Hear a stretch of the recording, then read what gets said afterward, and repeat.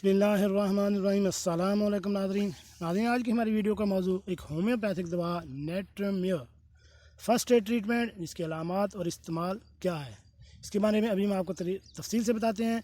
तो वीडियो शुरू करने से पहले मेरी आपसे रिक्वेस्ट है कि अगर आप मेरे इस चैनल घर का डॉक्टर पर नए हैं तो मेरे इस चैनल को सब्सक्राइब करें और साथ बेल आइकन का बटन भी प्रेस कर दें ताकि ऐसी मालूमाती वीडियो आपको बार बार मिलती रहें। जी नाज़रीन, ब्लड प्रेशर अचानक कम हो जाना, ब्लड प्रेशर की वजह से सर में दर्द, homeopathy first aid, low blood pressure और नेट्रम्योर 6X का किरदार।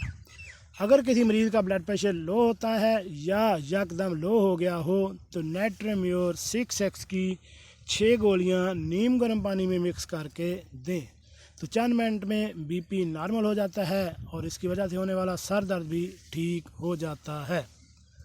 जी नाज़रीन, कैसी लगी आज की हमारी ये मालूमाती वीडियो? उम्मीद है आपको पसंद आई होगी। मिलते हैं नई वीडियो के साथ। अस्सलामु अलैकुम।